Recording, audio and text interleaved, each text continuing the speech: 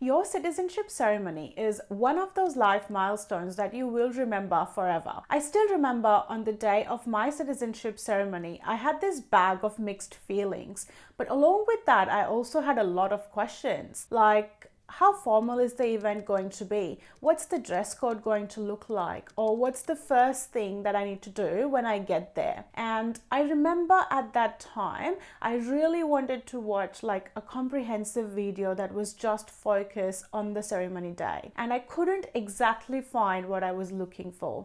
So I thought I'll bring one to you guys. I'm slowly building this channel to help people just like you. So if you want to see more such videos, make sure to subscribe to the channel. I'll walk you through what happens after you receive your invitation, the pre-preparation for your ceremony, what happens on the day of the ceremony, and what to do after so that you feel prepared and are ready for your big day. Attending the Australian citizenship ceremony is one of the last steps in your journey to become an Australian citizen. You have to attend this ceremony in order to become a citizen. It's here that you formally pledge your commitment to Australia. It's a significant occasion, not only for you, but for the community as well. On the day, it's a complete bag of mixed feelings, like you're nervous, you're excited, you don't know what to expect.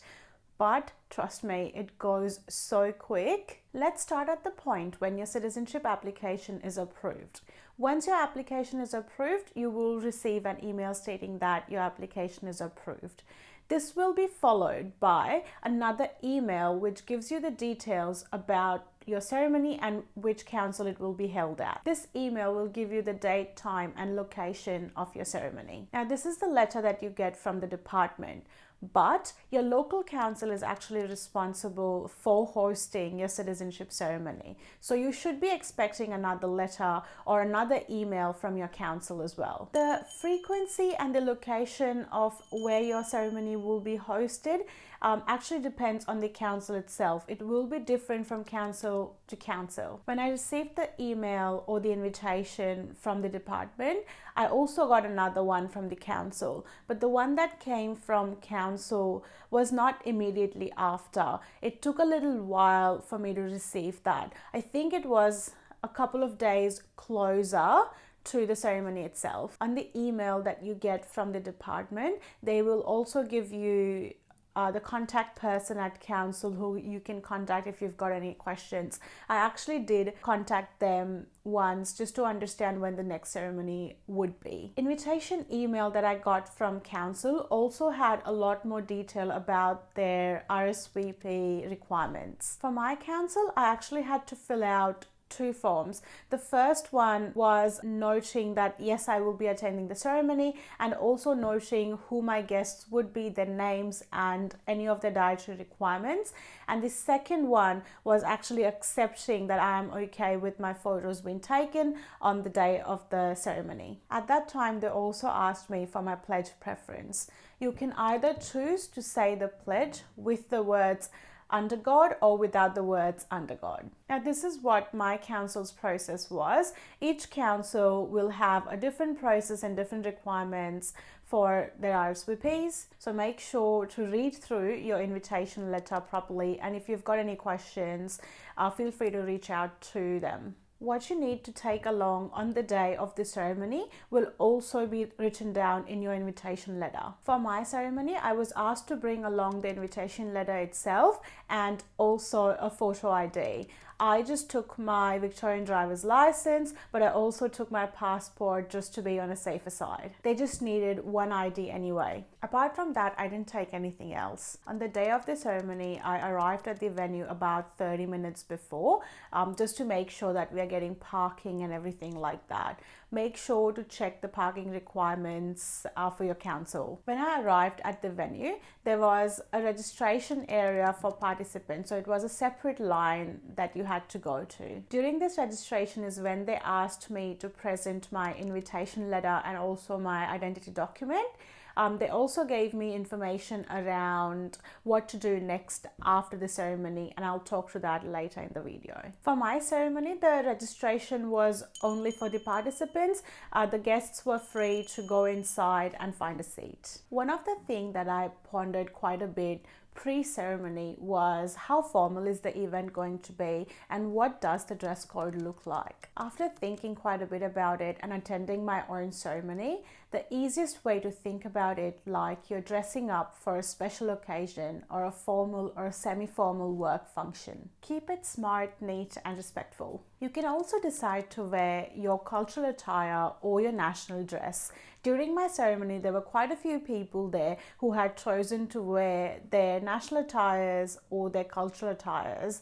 It was just beautiful to see a variety of different outfits and colors. Having said that, make sure to check your council's invite for the venue. Sometimes the ceremonies are held outdoors, whereas sometimes they can be held indoors. So make sure to check that so you can prepare for those situations. One tip that I would give you around arrivals if you have guests is that to just make sure you arrive a little bit earlier, just because even though you have an allocated seating, which I had for my ceremony, the guests did not have it and the guest section was filling up pretty quick. One of the things I was curious about is what is the order of events for the ceremony. I'll share what the order of ceremony was for my council, so I'm assuming that most of the council will have almost the same order, just a little bit here and there. The first thing I did upon arrival at the venue, like we saw earlier, I registered myself there as a participant. Once I was all registered, they took me to the area where the participants would be seated. For my ceremony, each of the seats was allocated,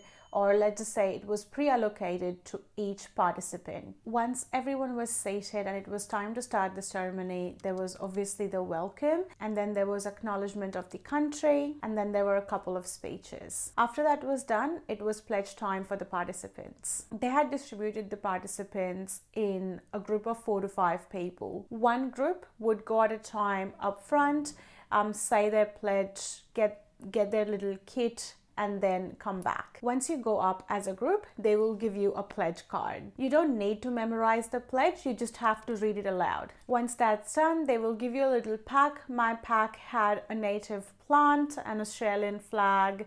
It had my citizenship certificate in it as well, and some information brochures. You just go back to your seat and wait for all other groups to be finished. Honestly, this bit was so quick for me. It was like it just came and it vanished. If I reflect back on the time it took me to get there and the time for it to actually happen, the happening part was very quick. Once all the groups were done, they then played the national anthem and the ceremony was concluded. After that, there was some food and some snacks for the participants and their guests to enjoy, and there were also some photo opportunities out there. And that's it. Once your ceremony is done, from that point forward, you are an Australian citizen. Now that you're an Australian citizen, there are a couple of things that you need to do next. One of them is quite mandatory.